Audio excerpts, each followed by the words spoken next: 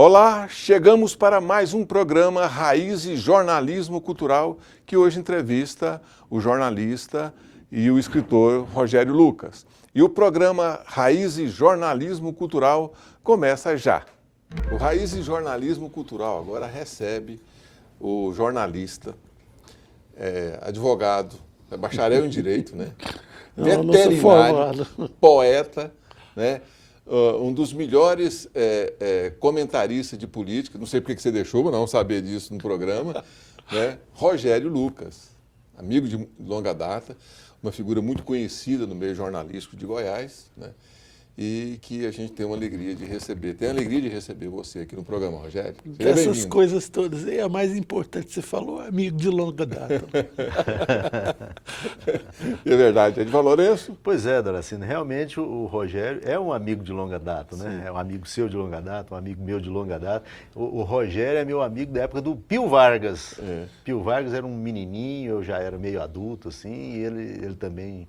Então a gente é amigo, ó, tem muito tempo. E o Rogério, gente é do tempo pré-digital ainda. Pré-digital.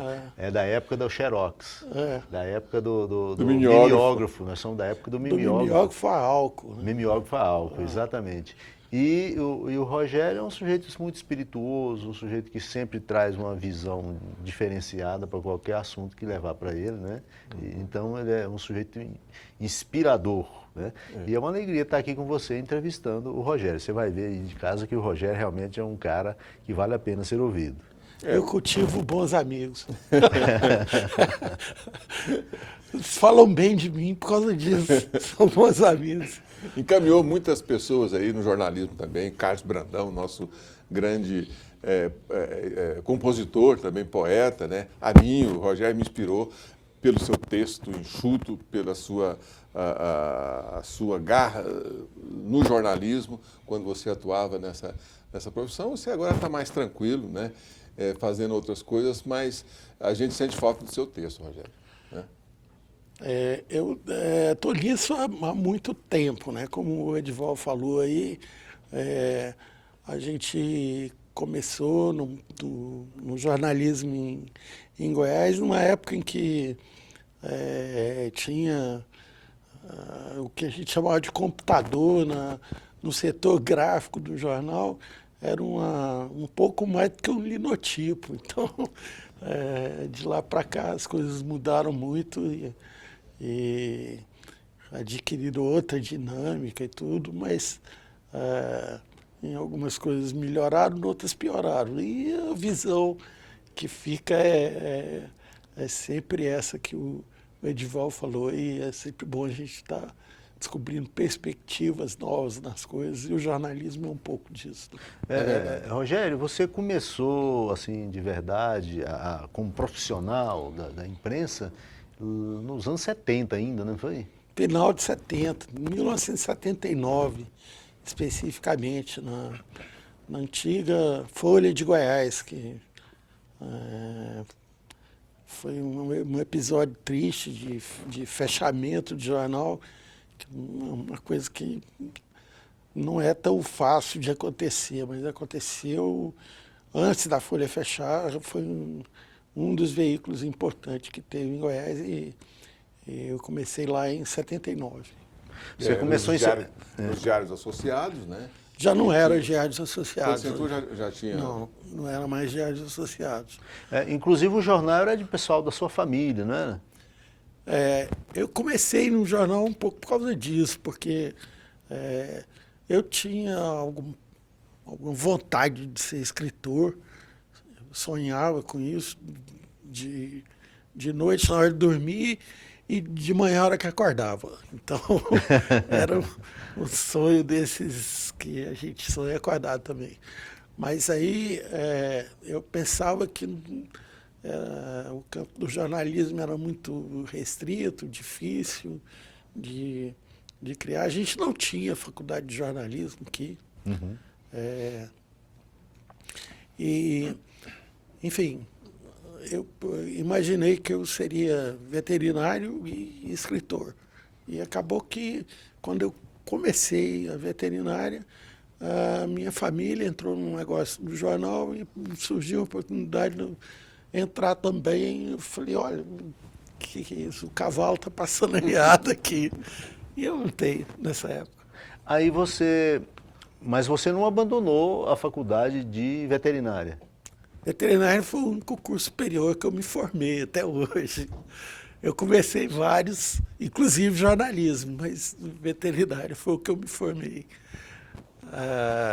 Mas aí eu já trabalhava na área de jornal e eu terminei o curso assim, mais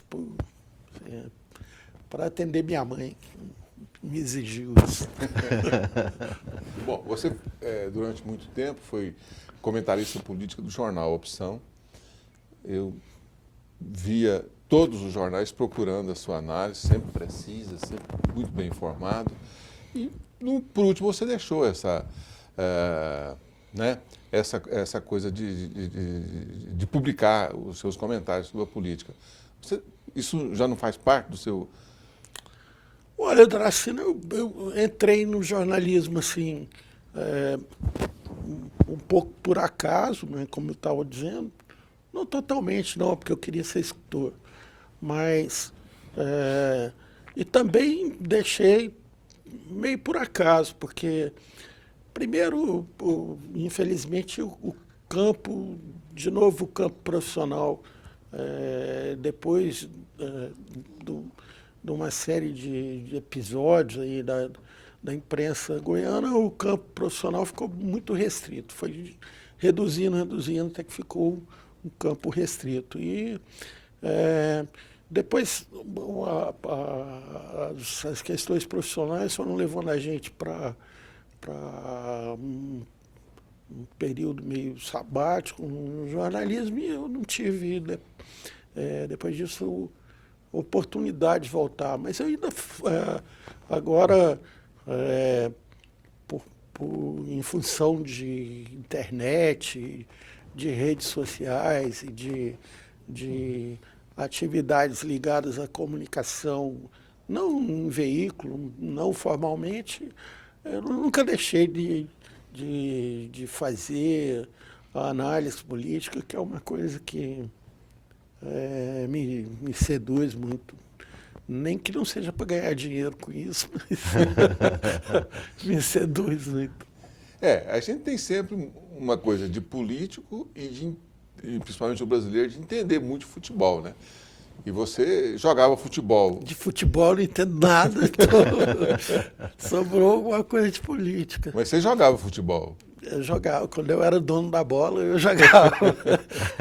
O time me aceitava, eu entrava com a bola. Isso na infância, nos idos de 1900 qualquer coisa aqui em Goiânia, que é muito tempo atrás. Acho que o Vila Nova ainda era campeão nessa época. É verdade. Eu sou Vila Nova, mas realmente o último título do Vila já tem muito tempo. Em 2005, né? Já tem aí 10 anos que não tem nenhum título. Mesmo mas depois... continua um time combativo, forte. A torcida, não é? A torcida crescendo, Rogério. E a gente está conversando aqui com o jornalista e escritor Rogério Lucas. A gente vai para um rápido intervalo e voltamos já já. Some não. O Raiz de Jornalismo Cultural de hoje recebe o jornalista, escritor, o poeta Rogério Lucas, Edivaldo Lourenço.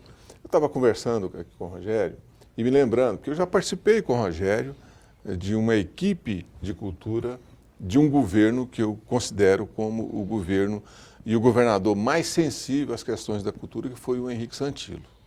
Eu acho que nenhum governante até hoje teve a visão, mesmo porque ele lia muito, ele era muito culto, né? E muito sensível a essas questões da cultura, e ele deixou para Goiás um exemplo de como um governante pode trabalhar a cultura, né? Além de que o governo do Henrique Santilo, assim, eu considero o mais democrático de todos os governos de Goiás até hoje. Superlativo, mas eu tenho uma consideração muito grande pela história, pela biografia de um dos homens públicos mais notáveis de Goiás, que foi Henrique Santilo. Então, ao fazer parte dessa equipe com você, e eu me lembro muito bem, tem uma equipe de muita criatividade, muita gente interessante que continua aí trabalhando pela cultura, mas essa participação no governo do Henrique Santilo e essa visão que ele teve de criar vários espaços, né? Como é que você classifica, como é que você vê esse governo do Henrique Santilo voltado para a cultura? Eu acho que o Henrique Santilo é um político muito diferenciado, né? A gente costuma falar de política num nível até que fica difícil você dizer assim, mas todos os políticos são iguais. Não, não são. Todos os políticos são diferentes, né? Política não é essa coisa que a gente costuma considerar como tal a partir de um determinado momento, sobretudo na história recente do Brasil, que a coisa esculhambou muito, né?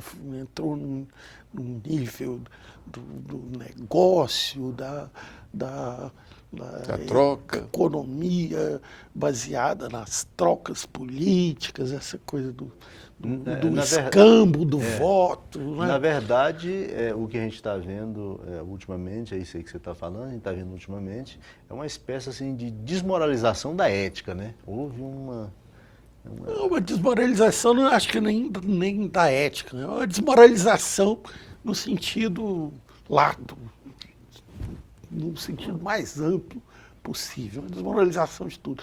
E o Santilo era o contrário disso em tudo, né? O Santilo era um homem de visão, de uma ampla visão humanística, né? de uma formação que privilegiava a democracia, né, das relações humanas, na sua essência. Era um cara preocupado, por exemplo, com uma forma como você não vê hoje, com associações de bairro, né, como um instrumento de participação política. Da mesma forma, levando isso para a área cultural, eu acho que ele imprimiu essa característica dele, que você chama de democrata, né, que eu acho que é essa coisa humanística mesmo, essa visão do ser humano como referência para toda atuação. E no campo da cultura, além da preocupação com as manifestações artísticas, isso se concretizou numa grande equipe criativa, como você disse, mas que, imprimindo a marca do Santilo, foi também democratização dos espaços artísticos, culturais, no sentido disso, de manifestação artística. Eu acho que um grande legado, por exemplo, da área de cultura no governo Santilo é muito pouco falado, que é o Centro Cultural Gustavo Ritter, em Campinas, né? O que o Centro Cultural Gustavo Ritter em Campinas fez, por exemplo, pela música de câmara em Goiás, é uma coisa que ainda merece uma avaliação científica, um estudo criterioso, porque é mais do que ser uma sede da orquestra sinfônica. A orquestra sinfônica em si já seria um grande legado de um governo para uma área importante da manifestação artística. Mas o Centro Cultural Gustavo Ritter, por sua concepção, pela forma como ele como ele foi criado e se manteve, criou um público para essa orquestra, né? É diferente você simplesmente criar uma orquestra ou colocar essa orquestra para ter audições públicas na Praça Cívica de Goiânia, né? Eu me lembro que o maestro Joaquim Jaime, com todo o seu ímpeto jovem e ousado, que ele sempre teve também, né? Apesar do tamanho da barriga. o maestro Joaquim Jaime teve assim, um calafrio quando ouviu falar que tinha que botar a orquestra para tocar na Praça Cívica. Mas o Santilo insistiu nisso, ele queria que... e aquilo era uma forma de aproximar a chamada música erudita, a música de câmara, que nesse caso não era música de câmara, era mais uma música de qualidade, né, de orquestra, das pessoas comuns, das pessoas na rua. Como foi o Galeria Aberta, por exemplo, que era em relação às artes plásticas, a mesma visão.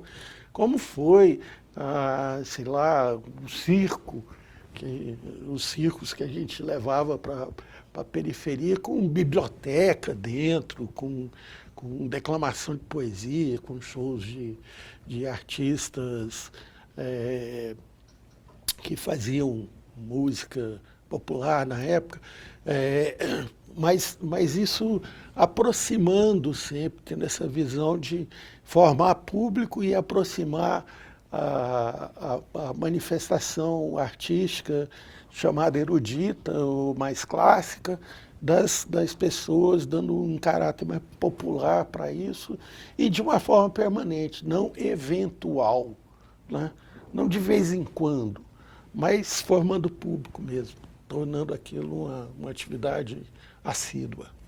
É interessante essa visão que você está falando, Rogério, do governador Henrique Santilo, que o Omar Souto, né, que o Doracina até lembrou, que esteve no programa recentemente, o Omar Souto lembrou que foi o Santilo que falou para ele, que deu a ideia para ele para criar aquela série de painéis de Goiânia para Trindade. E aqueles painéis hoje, eles têm uma representatividade assim como um grande sítio artístico, comparado aos grandes painéis do México e tal. É uma coisa fantástica. E aquilo nasceu da cabeça do governador de quem você está falando, né? Acho que é uma coisa muito interessante. Mas voltando a uma outra questão do governo Santilo, a quem você trabalhou, a quem você serviu e trabalhou na área nevrálgica do governo Santilo. Com muita honra e muito prazer. Uma equipe boa. O Doracino também foi colega nisso.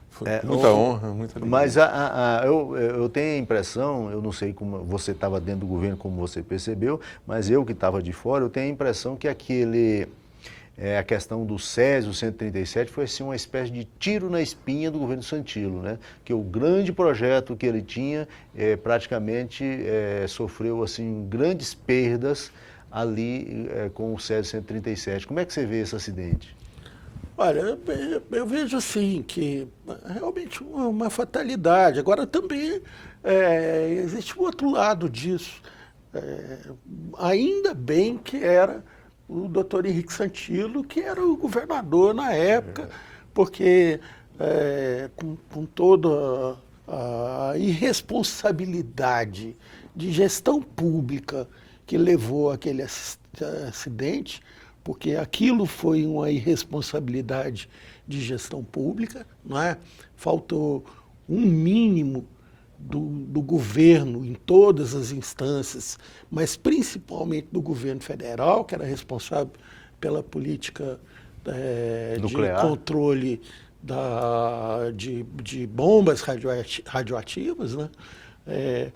Aquilo, a despeito dessa falta de gestão toda que levou aquilo, se não fosse uma pessoa com a capacidade médica, inclusive, do Dr. Henrique Santilo, que era um médico que conhecia minimamente os problemas que poderiam acontecer a partir da irradiação física, da contaminação física que o Césio provocou, e o próprio Antônio Faleiros, que era o secretário de saúde na época, também um médico com conhecimento de causa para tratar daquilo, aquilo poderia ter sido uma calamidade pública muito maior do que foi. É verdade que o acidente até hoje ainda tem consequências e vai ter pro resto da vida. Aquilo é uma coisa que Chernobyl depois foi tão grave, né? E com outras características, mas enfim. E, a despeito da seriedade com que isso foi tratado, também ficou a irresponsabilidade.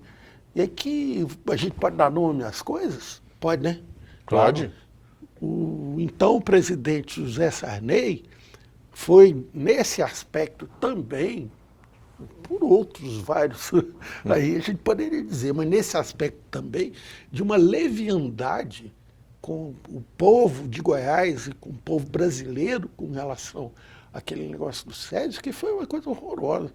A gente estava dentro e viu isso acontecer. Houve o governo federal deveria ter assumido a responsabilidade por tudo aquilo e o que ele fez foi dizer para o doutor Henrique, não, pode fazer o que for necessário lá, pode fazer o esforço que for preciso fazer, porque o governo federal vai fazer a parte dele. E não fez. Em termos de gasto de recursos públicos, eu digo para você, o que o governo do Estado gastou sem ter para consertar o acidente do SESI em Goiás foi exatamente o que faltou para o governo Santilo concluir a sua administração. Foi um rombo que ficou, que levou a todo um problema administrativo que depois veio sobre a pecha de que o Santilo era um mau administrador. Não, nunca foi um mau administrador. O Santilo era um grande administrador, um excelente administrador e um excelente político. E além disso, um homem generoso. E não foi um governo melhor sucedido, em grande parte porque o acidente do Sésio gravou consequências, inclusive financeiras, para a administração Santilo, que depois tiveram desdobramentos aí. Bem, nós estamos aqui conversando com o jornalista, o escritor Rogério Lucas, e o programa Raízes Jornalismo Cultural volta já já. Some não. O Raízes Jornalismo Cultural de hoje entrevista o jornalista e escritor Rogério Lucas. Rogério, Edivaldo, nós falamos aqui no bloco anterior sobre a administração do Santilo, sobre a questão do Sésio, né? E o Rogério concluiu de uma forma assim que eu esperava que ele concluísse, ou seja, o Henrique Santilo foi, a meu ver, e aos olhos de muita gente que viveu o drama e os problemas que ele enfrentou no Sésio, o bloqueio de verbas federais, do governo federal, descaso do governo federal, político daqui que atrapalhava que esses recursos viessem para cá, mas como o programa Raiz Jornalismo Cultural não é de política, mas a gente tem que destacar aqui a generosidade do governo do governador Henrique Santilo, né? Que ele foi uma pessoa fora da média. Você está falando, eu acho que política faz parte dessa questão premente cultural que a gente está vivendo, a falta de política. Então, deixa eu espichar um pouco mais esse assunto para dizer uma coisa. Essa visão que o doutor Henrique Santilo tinha sobre o mundo, sobre o que estava acontecendo. Olha, e ao mesmo tempo os impedimentos que ele vivenciou durante esse governo. Na época do governo Santilo, a linha de ferro que passa por Goiânia estava sendo desativada. E ele viu ali naquele corredor que hoje está sendo criada a Avenida Leste-Oeste, ele viu aquilo, o nosso metrô de superfície, que seria uma linha paralela ao que é hoje o eixo Anhanguera, que seria um eixo de crescimento de Goiânia, para dar um ordenamento para isso, para permitir. Olha, esse projeto do metrô existia na época, era caro, e o Santilo conseguiu o recurso do governo argentino para bancar isso, né? O projeto foi feito, foi elaborado, foi bem feito, foi bem conduzido de tal forma que o recurso chegou a existir. Por que ele não veio? Porque tinha um senador goiano que era politicamente contra o doutor Henrique Santillo, que trabalhou no Senado Federal, como era recurso internacional, trabalhou para que o recurso não fosse Aprovado no Senado. aprovado no Senado. Ele estava aprovado internacionalmente, já tinha fonte de financiamento externo para o metrô de superfície, mas o dinheiro não veio. E que você vê, olha, isso em 1986, 87, nós estamos falando de 88, por aí, final dos anos 80. Hoje, o metrô é uma premência de qualquer cidade do tamanho de Goiânia. E a gente sente hoje os reflexos de não ter acontecido naquela época o metrô, que Goiânia ainda prescinde dele, ainda vai ter que ter num determinado momento, seja um metrô subterrâneo, seja de superfície, nós vamos ter que ter, continuando crescendo do jeito que está, mas já podia estar resolvido, equacionado desde aquela época, pela visão que o Santillo teve, e depois acusam de ter sido um mau administrador. Não, ele foi um ótimo administrador, ele conseguiu dinheiro, inclusive, para esse tipo de sonho. Só que outros políticos de visão menor, de visão mais distorcida, entraram pelo meio e impediram que Goiânia tivesse hoje essa obra que ainda precisa. Mas Sem dúvida. Ter que ser feita. Sem dúvida, vai ter que ser feita. Rogério, Edival, nós chegamos ao final do programa, infelizmente. Teríamos que fazer um outro programa com o Rogério e a gente vai abrir um dia, uma oportunidade de você voltar ao programa para falar sobre essas questões que são muito importantes, fazem parte aí da história de Goiás. A gente agradece a sua presença, a sua entrevista aqui, Rogério. Eu agradeço mais a oportunidade de estar aqui batendo papo com vocês, sempre um prazer, e ainda mais assim ao vivo. Agora, desculpa a prolixidade. Obrigadão. Edival, vamos embora? Pois é, Darcy, mais uma vez, é realmente uma alegria enorme estar aqui com você, entrevistando os convidados do programa Raiz, hoje especialmente meu amigo de longa data, o Rogério Lucas, né? Obrigado, viu, Rogério, por essa conversa, e obrigado a você de casa, que você tenha uma ótima semana. A gente se vê no próximo programa. Até lá. Não some não.